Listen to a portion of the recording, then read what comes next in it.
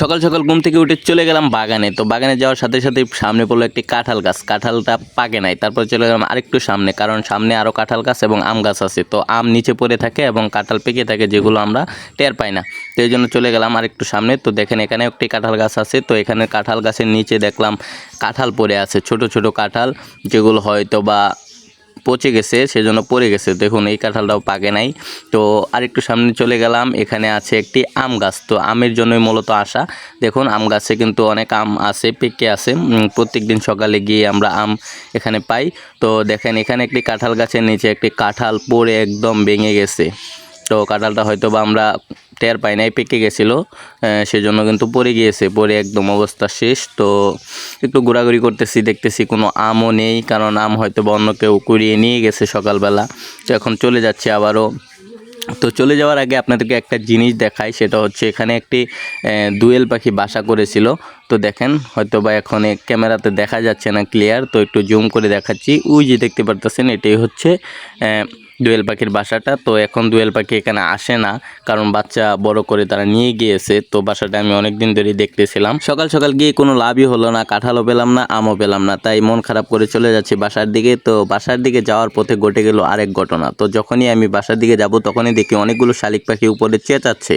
তো এটা দেখে আমি কিছুটা অবাক হই একটু সামনের দিকে গিয়ে দেখি যে অবস্থা, দেখুন দুটো ছোট ছোট শালিকের বাচ্চা নিচে পড়ে আছে। তো এগুলো দেখে তো আমি মহা খুশি হয়ে যাই, কারণ আমার শালিক পাখির বাচ্চা পোষার অনেক শখ, আপনারা জানেন। তো সেজন্যই আমি বাচ্চাগুলোকে একটু দেখলাম প্রচুর ক্ষুধার্ত। তখন উপরে দেখলাম হয়তো বা উপরে তাদের বাসা আছে, সেজন্য এখানে পড়ে গেছে। রাতে একটু বাতাস হয়েছিল সেজন্য। তো বাচ্চাগুলোকে দেখে কিন্তু খুবই ক্ষুধার্ত মনে হচ্ছে। তো এখন কি করব বুঝতে পারতেছি না, কারণ বাচ্চার যেই বড় শালিক পাখিগুলো আছে, বাচ্চার যে মাগুলো আছে, সেগুলোকে আমি দেখতে পারতেছিলাম না, কারণ তারা উপরে চেঁচাচ্ছিল। আর বাচ্চাগুলোকে বাসায় রাখার মতো কোনো পজিশন ছিল না, কারণ অনেক উপরে এই গাছে ওঠার মতো কোনো ওয়ে নাই। সেজন্য আমি বাচ্চাগুলোকে আমার সাথে বাসার দিকে নিয়ে যাব। তো প্রথমে একটা বাচ্চা আমি নিয়ে এলাম, আমার একটি খাঁচা আছে আগে যেখানে শালিক পাখি পুষতাম, তো সেই খাঁচাতে আমি দ্বিতীয় শালিক পাখিটাকেও নিয়ে যাব। তো শালিক পাখিগুলোকে নিয়ে যাব, তো আপনারা পুরো ব্লগটি দেখতে থাকুন। তো শালিক পাখির বাচ্চাগুলো কিন্তু দেখতে অনেকটা কিউট আর অনেক সুন্দর, সেজন্য আমি শালিক পাখির বাচ্চাগুলোকে আমার খাঁচায় নিয়ে রাখলাম। এখন তো বাচ্চাগুলোকে খাবার খাওয়াতে হবে, সেজন্য আমি বুদ্ধি করে বাসায় চলে গেলাম এবং কিছু ব্রয়লার ফুড ভিজিয়ে তাদের জন্য নিয়ে আসলাম। তো বাচ্চাগুলোকে দেখে প্রচুর ক্ষুধার্ত মনে হয়েছে, তাই দ্রুত করে আমি ব্রয়লার ফিডটা ভিজিয়ে নিয়ে আসলাম, কারণ ছোট বাচ্চা তাদেরকে কিন্তু শুকনো ব্রয়লার ফিড খাওয়ানো যাবে না।